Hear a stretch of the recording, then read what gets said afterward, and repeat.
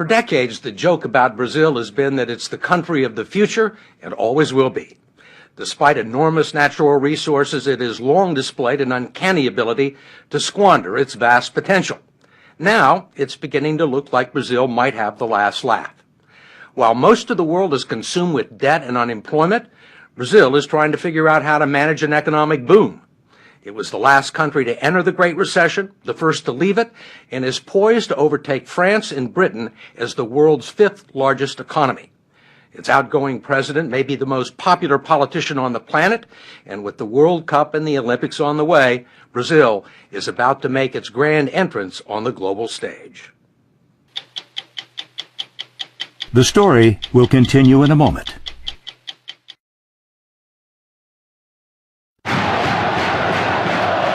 When most people think of Brazil, they think of its passion and excellence in soccer. Not of skyscrapers in Sao Paulo, the financial hub of a fledgling economic superpower. They think of the pulsating beat of the samba and carnival, not commodities or the world's largest cattle industry. They see the beaches of Ipanema and Copacabana and breathtaking vistas. This is quite a view. Yes, incredible, huh? Not Brazilian tycoons like Eike Batista, who has the best view in Rio, not to mention a net worth of $27 billion. How do most Americans see Brazil?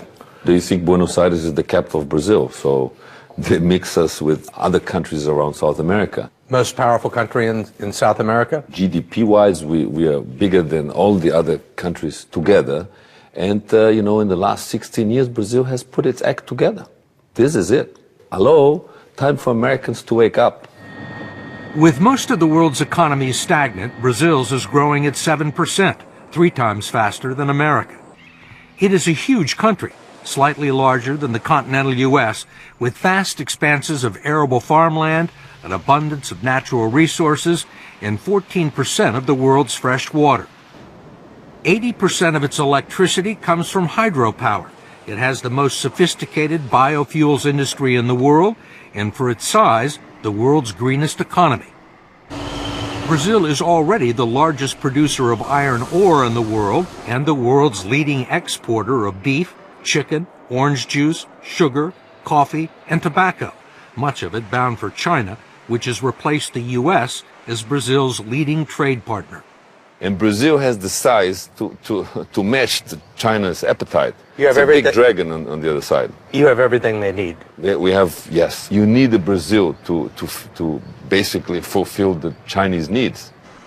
Batista, who has interests in mining, transportation, and oil and gas, is building a huge superport complex north of Rio with Chinese investment that will accommodate the world's largest tankers and speed delivery of iron ore and other resources to Asia.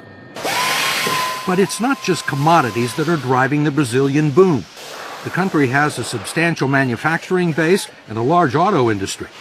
Aviation giant Embraer is the world's 3rd largest aircraft manufacturer behind Boeing and Airbus, and a main supplier of regional jets to the U.S. market. Eike Batista says the one thing that Brazil could use more of is skilled labor.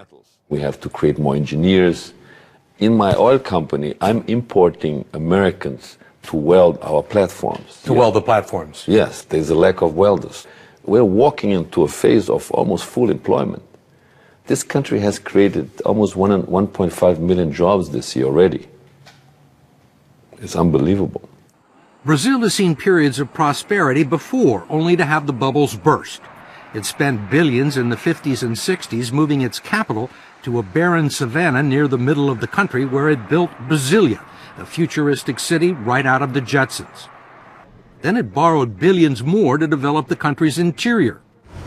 Corruption and ineptitude eventually led to a financial collapse, 2,000% inflation, and at the time, the largest financial rescue package in the history of the International Monetary Fund.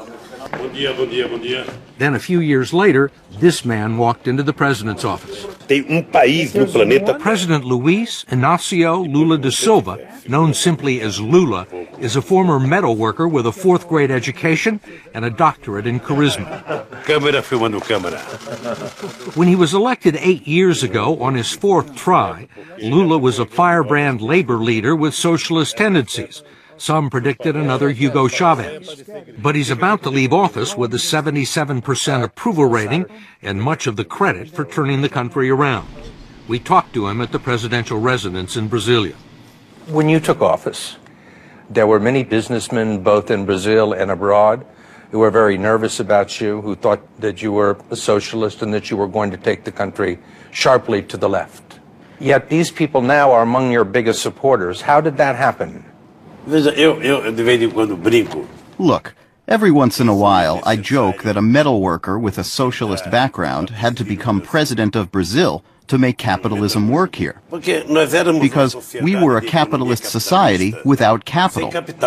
And if you look at the bank's balance sheets for this year, you will see that the banks have never made so much money in Brazil as they have during my government. The big companies have never sold as many cars as they have during my government. But the workers have also made money. How have you managed to do that? I have found out something amazing. The success of an elected official is in the art of doing what is obvious. It is what everyone knows needs to be done, but some insist on doing differently. One thing obvious to Lula was the social and economic chasm separating Brazil's rich and poor. He gave the poor families a monthly stipend of $115 just for sending their children to school and taking them to the doctors. The infusion of cash helped lift 21 million people out of poverty and into the lower middle class, creating an untapped market for first-time buyers of refrigerators and cars. But he was also far friendlier to business than anyone expected, encouraging growth and development and maintaining conservative fiscal policies and tight banking regulations that left Brazil unscathed by the world financial crisis. Lula was the right man at the right time, it seems. You have to admit it. You know, he's a kind of pop star.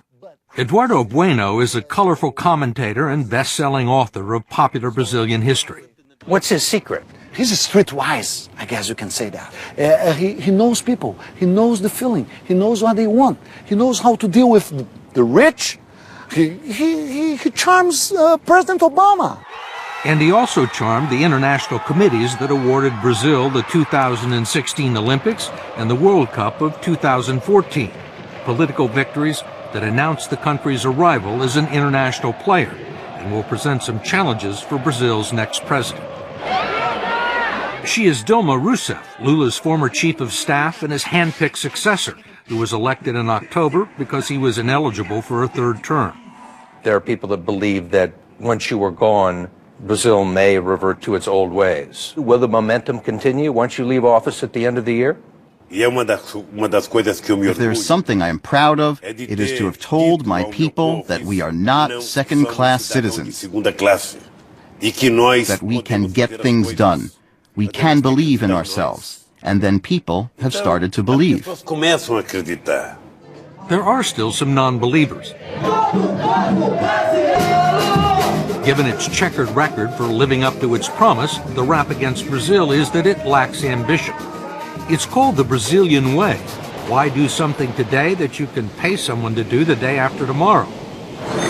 Brazilians put up with incredibly high taxes on almost everything, have a high tolerance for corruption, bureaucratic red tape, and according to Eduardo Bueno, harbor a secret love affair with incompetence. President Charles de Gaulle of France once said that Brazil is not a serious country. Do you believe that? Is Brazil a serious country now? It's not a serious country in several instances because they say that they're going to do something and then don't do something. Here in Rio de Janeiro, you can invite someone to your house, they say they're going to come and they don't show up and they don't think it's, who cares? But how can you do business in a loose way? How can you run a country in a loose way? While many in Brazil's cities lust for first world status, the third world is never far away. For decades, Brazil ignored the festering slums known as favelas, which wrap around Rio, overlooking some of the most valuable real estate in the city. They have been staging areas for street crime against tourists and safe havens for drug gangs so well armed that they brought down a police helicopter a few years ago with heavy machine gun fire. Finally, after years of looking the other way, the military police have begun to move in. In recent weeks, some parts of Rio have been a battle zone, with drug traffickers burning buses near some of the sports venues. But so far, the police have pacified 13 of the most dangerous favelas, and there are 27 more to go. This is a revolution. I myself did not believe this 3 years ago. There is a solution for slums all over Brazil. But there are also some massive problems with infrastructure. If the road to Brazil's future is long and wide, it is also jammed with traffic and filled with potholes. 90% of the roads in the country are still unpaved, and in the cities there's not much in the way of public transportation. And already there are major delays in the building and renovating of stadiums for the 2014 World Cup. FIFA, the World Soccer Organization, says Brazil is way behind in making preparations for the World Cup. Will the country be ready? Primeiro, nós precisamos tomar cuidado. Look, first, we need to be careful about European perfectionism, because everything that happens here in the South, they think they know better than us. Well, the Europeans may put their minds at ease because we will organize the most extraordinary World Cup ever. What they didn't make in 500 years, they want to make in 4, because the World Cup is going to be in Brazil. You think they'll be ready? No, I don't think it's going to be ready, especially because Brazilians don't mind to be late. You know, they think, just get a little late, what's the problem? They're going to be planting the grass while the ball was already rolling. Whatever happens in Brazil, no one will be able to blame it on a lack of money. That's because 150 miles off the coast lie what are believed to be the largest discoveries of oil found anywhere in the world in the past 35 years. Petrobras, the state-owned oil company, is preparing to drill 20,000 feet below the surface of the Atlantic to reach oil fields that sit underneath layers of salt beds. This oil story is $1 trillion story right in front of us here. What do the offshore oil discoveries do for Brazil? What do they mean for the country's future? Oh, it means, we should be producing in excess of 6 million barrels a day. So it put us among the third, fourth largest producer in the world, massive exporter. President-elect Dilma joked that the oil discoveries were just the latest proof that God is Brazilian. An economist from Goldman Sachs, no less, had predicted that Brazil, along with Russia, China, and India, will dominate the world economy in the 21st century. If it happens, Brazil would be a different kind of superpower, one that would rather make love, not war. It has no nuclear arsenal, and aside from contributing a small number of troops to the Allied cause in 1944, Brazil hasn't fought a war since 1870. Why fight? With all the pleasures, beach and sun, war, forget it. Soccer? Let's watch a soccer game. Let's go to the beach. Let's drink a beer.